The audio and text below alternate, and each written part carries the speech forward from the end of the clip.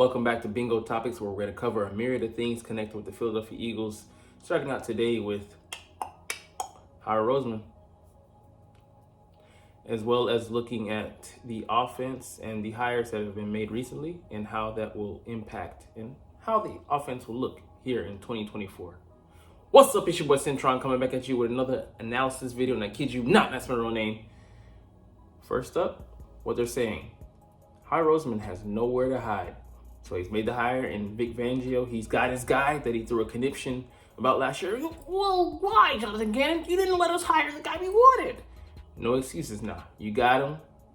Now, are you going to equip him to be able to do the job you want him to be able to do? Let's see. All right, so nowhere left to hide. Howie Roseman, you're out of excuses. You are the GM, the talent manager of this team, as well as the salary cap guy, the numbers guy to go to when you want contracts extended, and you do a masterful job for the most part. You know, a lot of those dummy years, some of them I don't like, because let's say Kelsey retires this year, he's going to be still on our books, I think, until 2026. And the only way for him to give us some cap relief in the immediate future, this year and beyond, will be to come back and to have him add more years onto that. So I mean, it ends up being the ultimate kick the can down the road contest, and eventually you're gonna run out of real estate, and the can's got to go somewhere, and it might lead to us having a precipitous dip, because 2025, I think we're gonna have a huge amount of dead cap space, think about 60 million or so, and we're counting on the cap increasing each and every year. And yeah, that's a decent strategy to go with. That being said, like I said, eventually the inflation bubble has to pop and economies go down when that happens. So we'll see. But he, didn't replace a lot of our guys coming off of the Super Bowl visit that we had. We were missing our linebackers, safeties, as well as one guy on offense. So we lost 5 starters on defense, and you can't just sweep that under the rug. Talent did leave the building, and as much as people were like, "Oh, Kazir White's so mid," he was actually a pretty good linebacker last year. And TJ Edwards, he had a phenomenal season. He might not have had the same impact, or the same amount of accolades received for the year he just had, but it was a pretty damn good year for a linebacker. And we missed him here in the middle, all 4.92 seconds of that speed. Say what you will. The guy was slow, but he was always, often, I should say, in the right place. And you got to replace that talent. And you've tasked Vic Fangio with the job. And given his track record, defenses have improved every year that has been his inaugural year with the team. About 10 to 15 slots. That being said, we still need for him to have talent. The cupboard can't be bare. And, he does a good job of having competent linebackers. He teaches the linebackers very well. And I think he'll bring in some staff as well that can do that. But the guy has to have something to work with. And you did not give Sean Desai enough toys to play with, so to speak. And, he said something to the effect of, well, we got enough talent at linebacker. We got Nakobe Dean. We invested a 3rd round pick in him. He's one guy. We need more than that. And he's not even a sure bet because he was injured this year. Size concerns and all that aside, I think he can be, very good linebacker against the run. Pass coverage, I don't think he's that guy. So we still need a coverage linebacker, which we were lacking this year. And you look at the playoffs. Look at the linebacker play. Those guys have to be at the very least competent in that category for them to contend with these modern day offenses. And we don't have that. So he's going to be tasked, like I said, with filling those gaps. Free agency, trades, which should be the last resort unless some team is just looking to get effed over like he did with A.J. Brown and trade. And draft primarily to build. And I don't see him, he's done well along the trenches, O-line, D-line, but as far as other positions, linebacker, horrible-wise, secondary, horrible-wise, even some free agency evaluations, he's had some big missteps.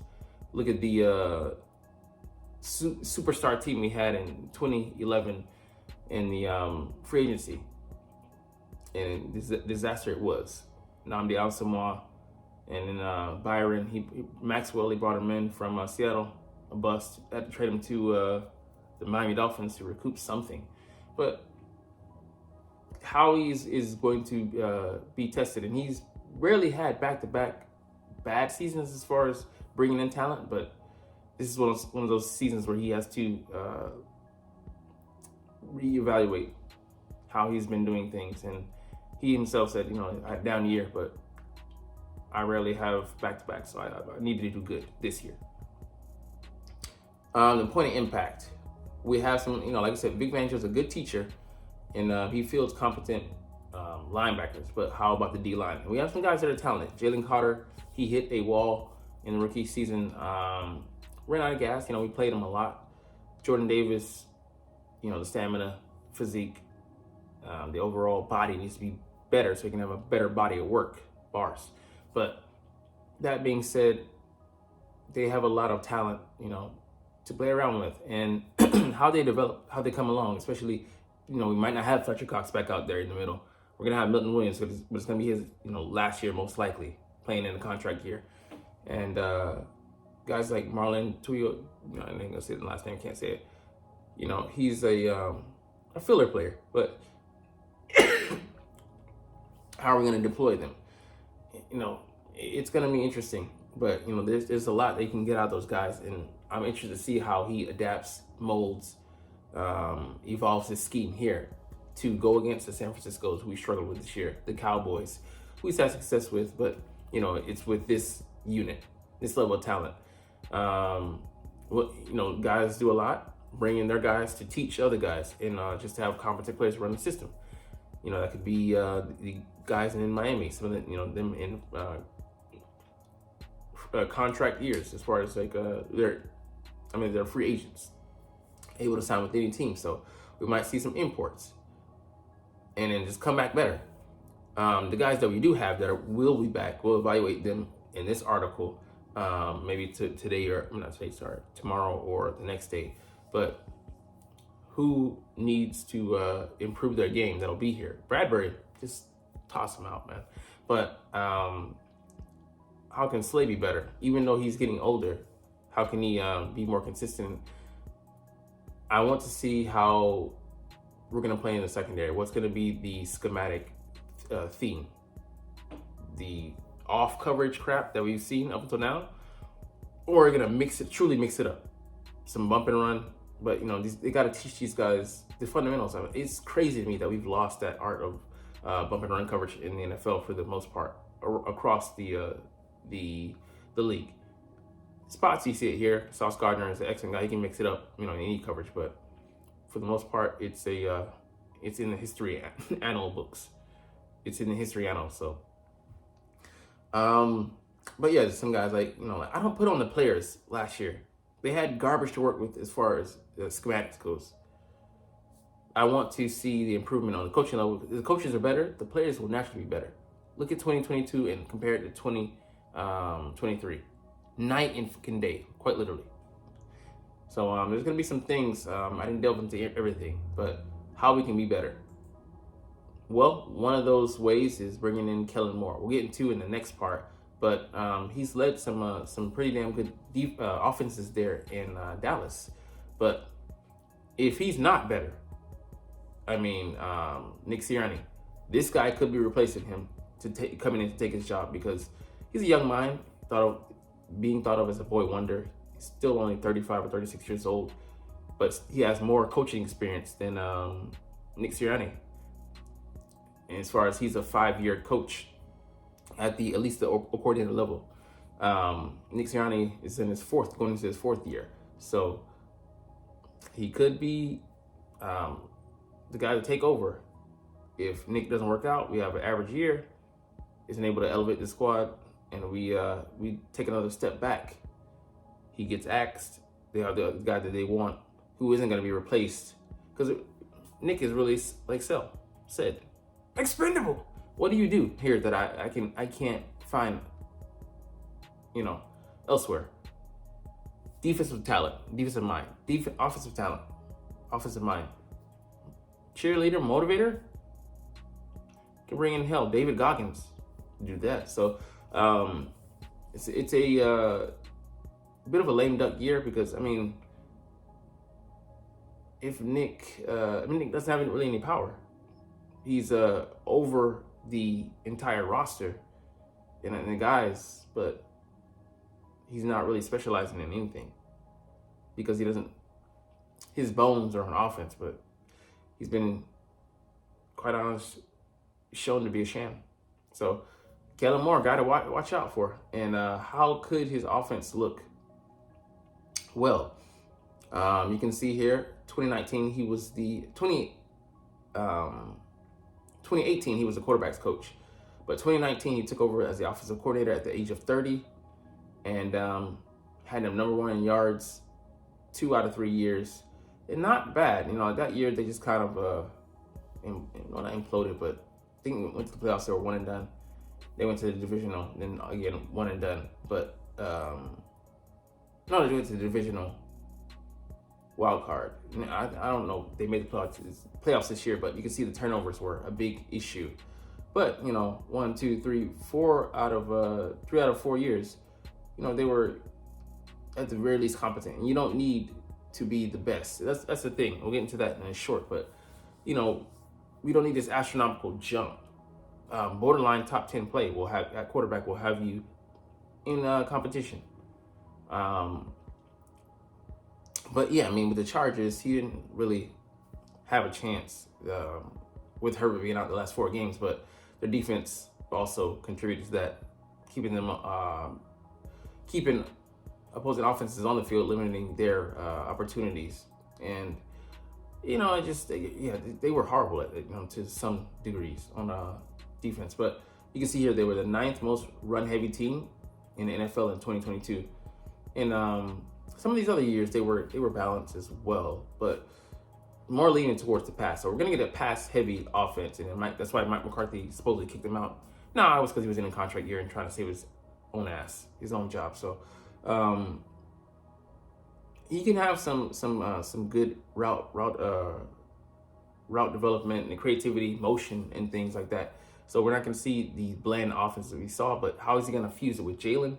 I believe he's going to give some good concepts and finally get this offense on the move, something we haven't had here that often. And how he's going to use the RPOs as well, bring those back and take advantage of that mobility that Jalen has, because he was like a sitting duck this year. But quick rhythm passing game, I would love to see us implement that. And we saw that. Yeah, we can we have a top 5. We were top 3 offense in the early going, and then we just slipped because we weren't being versatile. We were just saying, hey, let's line up. We're better than you as far as personnel goes. We'll beat you. Which is just the most arrogant thing you could do. So I'll be interested to see the caveats in how he installs the offense. Really get creative with Smitty, and as well how he uses Dallas Goedert, because he's a much better tight end than Dalton Schultz and the guy that they have there currently in Dallas. I forget his name. Henderson, maybe? Peyton Hendershot, whatever. But I'm looking forward to seeing Kellen Moore's offense and how he makes use of Jalen's unique skill set. So he comes from the train of thought that, using package plays that use the same formation, alignment, shift, and motion to, confuse the defense. Try to make everything look similar so that you can give them calls for pause, because they don't know. The less they can clue in, the more diverse your offense seems. Even it can be more simplistic than then they would think, but you don't want them to get a beat on you as well. So sequencing. I think he does a decent job of that, and Nick should be there to be like the override, like somebody should have been for Dan Campbell today, telling him to not eschew the points and maybe do out there and win that game. Anyways, let's get to our last thing today. Mock draft. So where could the Philadelphia Eagles be looking We know they ain't going linebacker. Even though we have needs at linebacker, running back, O-line, and interior depth, and O-tackle as far as depth for the future, edge rusher, and secondary. But they have us going here with Nate Wiggins, the cornerback out of Clemson. He's a junior. Talented guy, 6'2", $185. Needs to get his weight up a little bit, but physical guy he can shadow, and one of those talented cover men. And I'm seeing that they have quite a bit here in this draft. Kool-Aid McKinstry, can't believe that name. Terrion Arnold, both Alabama corners. I know there's another guy that I'm thinking of. I don't know if he's up there, but let's see if I can find him. He's not on this list. Might have been an LSU corner, or I'm forgetting. But in this area, Chop Robinson, another guy, allegedly runs a 4.47. I'd be willing to take him, not just because of the speed. I mean, I love the speed, but he reminds me a lot of Brandon Graham, 6'3", 255, very compact guy. But if he can play the edge, is the question. He has the explosiveness, but we need some fresh blood, because this might be BG's last year, or this could have been his last year. Anyways, we'll get up out of here. You're not even watching, no, but it's all good, because I love talking about the Eagles and I love making these videos. The mood is better, right? A little bit more positive. But anyways, let's get up out of here. Chuck the deuces.